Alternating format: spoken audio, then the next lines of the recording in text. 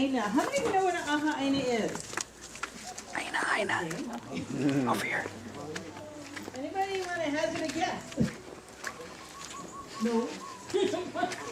But we need that to do the aha aina. I thought I heard. Nope.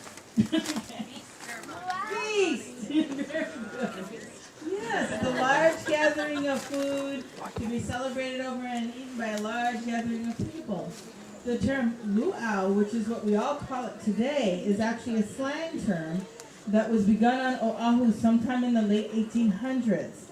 And I guess they figured out pretty early on that if we didn't find an easier word, our guests, our visitors would have a difficult time spelling it, you know.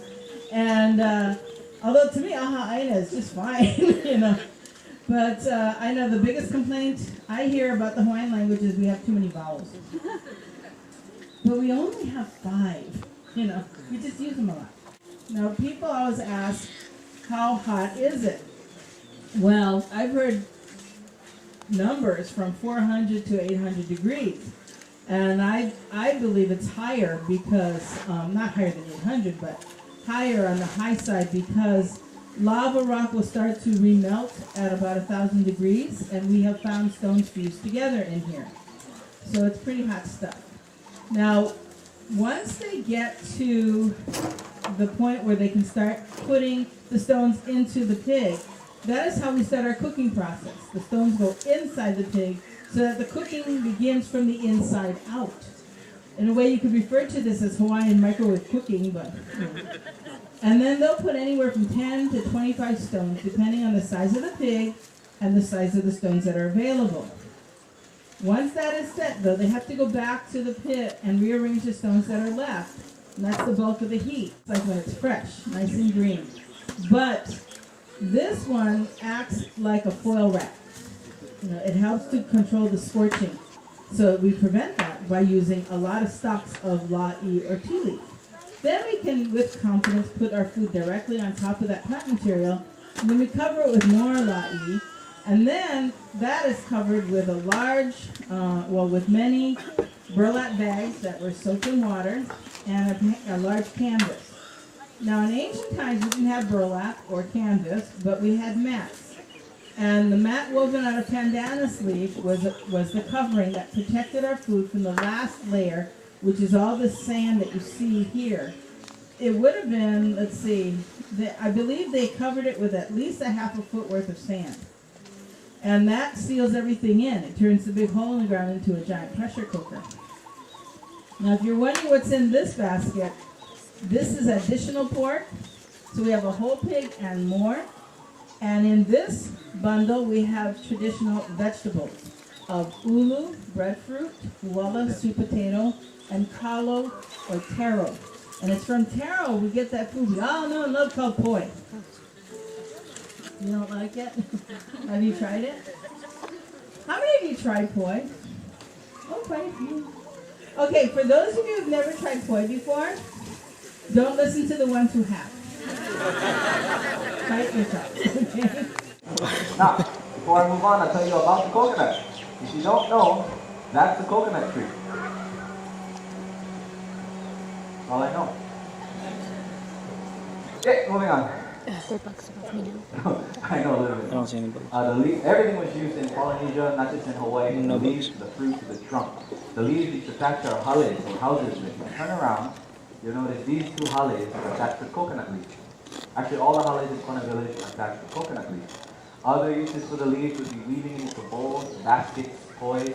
The fruit we ate, and the trunk used to make all kinds of carved implements such as bowls, plates. A lot of the drums you'll see tonight are made out of coconut, so very useful plant. Anyway, if you're ready, count for me now. Ready, go! Almost lost. I'll go this way. I can't do it in a second. Okay, what you want to do is you want to husk on the top side. This is how the fruit hangs from the tree. Okay? You want to husk on the top side. Reason, the nut is on the bottom end of this. Okay, so when you start making holes, you're not going to puncture the nut on the inside. So you make 1 puka. What's a puka?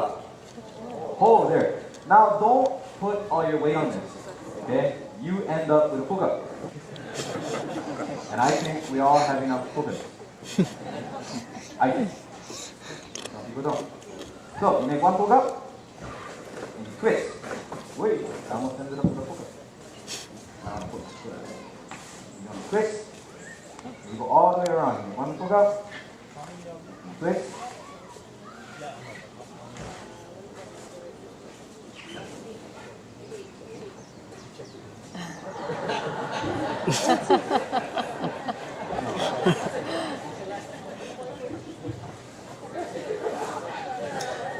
Yeah. My space. She's taking the picture. MySpace me. I love it. Username coconut. Username Coco. 2 seconds. Oh. A good crowd would be clapping by now.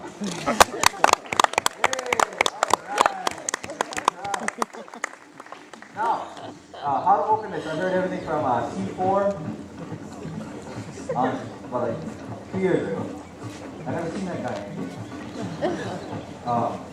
Maybe try to open something else.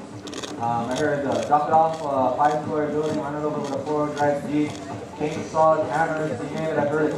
I use a butter knife. Who has this butter knife at home?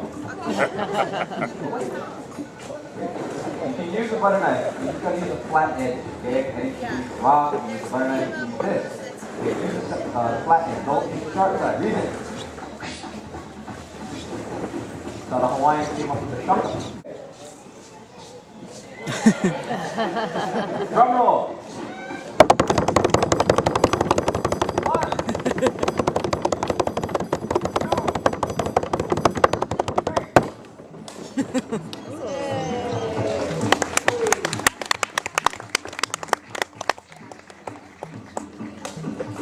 Dude, I would cut my hand off.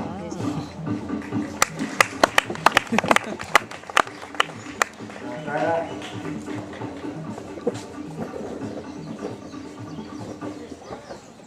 What's she doing? Yeah, I would use the tongue. Good? Alright. Now you don't want to drink that. It's a laxative.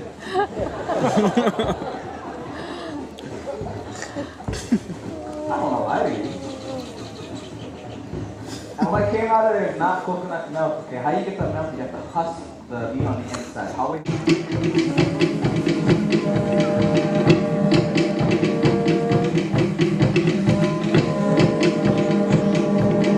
Aloha and welcome to Hawaii Origins, a journey through time and distance, a journey through Hawaii and Polynesia. We begin with the arrival of our ancestors from the Marquesas and Tahiti.